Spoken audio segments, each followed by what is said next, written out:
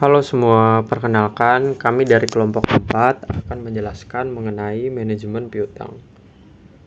Yang pertama, ada pentingnya investasi pada piutang. Saat ini semakin bertambahnya tingkat persaingan antar entitas, maka akan memaksa entitas itu untuk terus memberikan pelayanan yang optimal, serta mencari kepada konsumennya.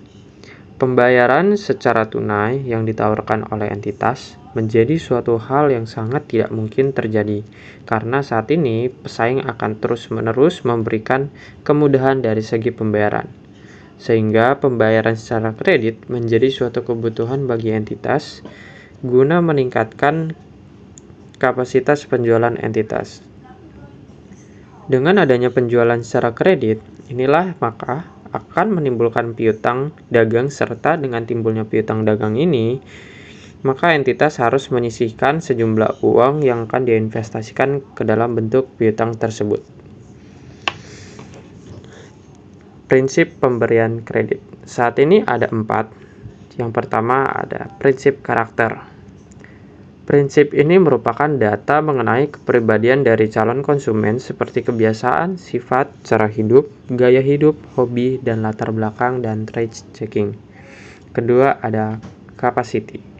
Prinsip ini merupakan data yang dilihat dari kemampuan calon konsumen dalam segi pengelolaan usahanya yang bisa dilihat dan dinilai dari pengalaman, pendidikan, mengelola usaha, atau dapat dikatakan menilai dari riwayat perusahaan yang pernah dikelola oleh calon konsumen.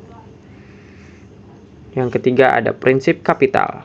Prinsip kapital ini merupakan data penilaian yang dilihat dari sisi kondisi kekayaan yang dimiliki oleh calon konsumen tersebut serta pengelolaannya yang dimana dapat dilihat dari laporan keuangannya. Yang keempat ada kondisi. Prinsip ini juga diperlukan dalam mempertimbangkan dari sisi kondisi ekonomi yang berkaitan dengan prospek kerja atau usaha terhadap calon konsumen di masa yang akan datang. Ya, selanjutnya yaitu yang ketiga ada anggaran pengumpulan piutang. Dalam penjualan secara kredit pada saat penjualan barang dagang, saat dalam waktu yang bersamaan dengan penerimaan kas, maka untuk penjualan secara kredit tersebut harus dibuat perencanaan terkait dengan kapan waktu piutang tersebut dapat diterima kas atau pembayaran atas utang konsumen. Aktivitas perencanaan terkait penerimaan piutang menjadi uang tunai tersebut sebagai anggaran pengumpulan piutang. Anggaran pengumpulan piutang tersebut bisa disusun berdasarkan anggaran penjualan kredit dengan cara memperhatikan kebiasaan konsumen dalam melakukan pembayaran atau melunasi utang atau sewa lainnya. Yang keempat ada pengendalian piutang. Manajer keuangan harus mampu mengendalikan piutang dengan menyusun umur piutang atau biasa dikenal dengan exit table. Tabel tersebut akan memberikan informasi mengenai jumlah piutang-piutang yang dapat segera ditagih maupun yang sudah melewati jatuh tempo, serta dapat digunakan untuk melakukan evaluasi terhadap pemberian piutang kepada debitur atau supplier perusahaan. Semakin panjang umur piutang akan menunjukkan kinerja keuangan perusahaan yang semakin buruk, karena hal tersebut berarti semakin lama waktu piutang tersebut berubah menjadi kas yang dapat segera digunakan untuk kegiatan operasional perusahaan. Perkenalkan, nama saya Restiawati. Saya akan melanjutkan materi yang disampaikan oleh teman saya. Yang kelima ada kebijakan penagihan kredit.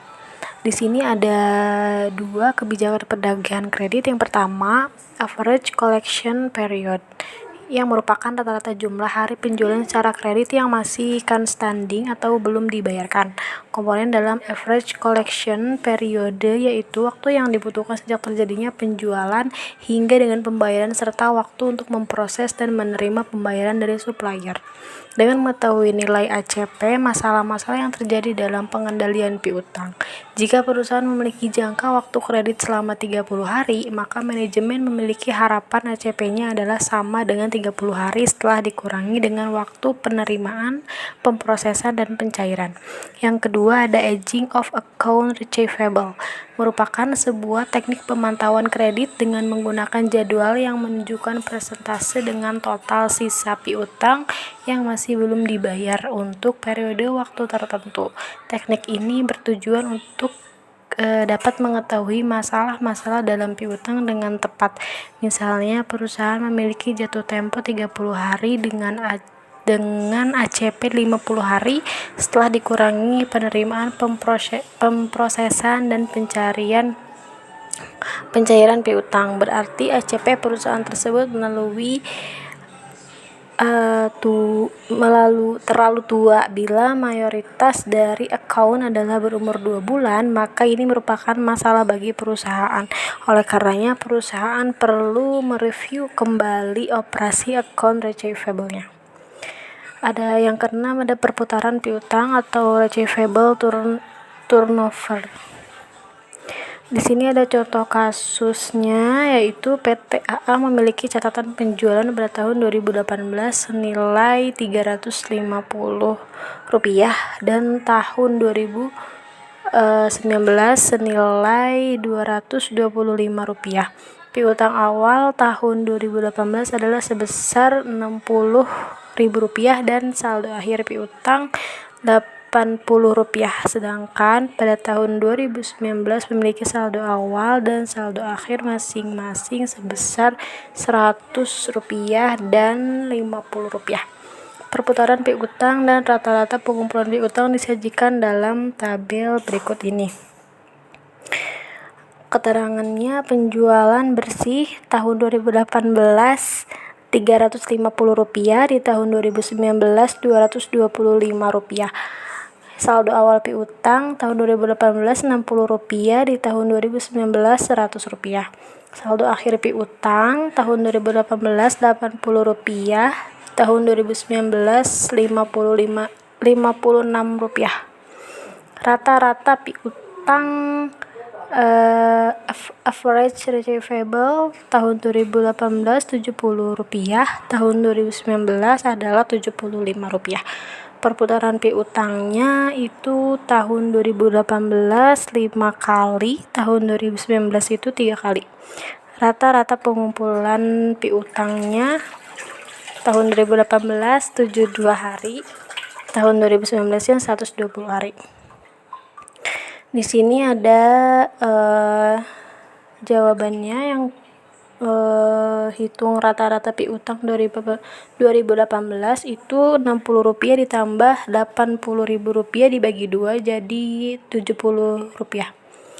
Yang kedua, rata-rata piutang 2019 sama dengan Rp100 ditambah Rp50 bagi 2 sama dengan Rp75. Perputaran piutang 2018 Rp35 dibagi Rp70 itu sama dengan 5 kali. Perputaran piutang 2019 sama dengan Rp225 dibagi Rp75, jadinya 3 kali. Rata-rata pengumpulan piutang 2018 sama dengan 360 hari dibagi 5 kali yaitu 72 hari. Rata-rata pengumpulan piutang 2019 360 hari dibagi 3 kali yaitu 120 hari.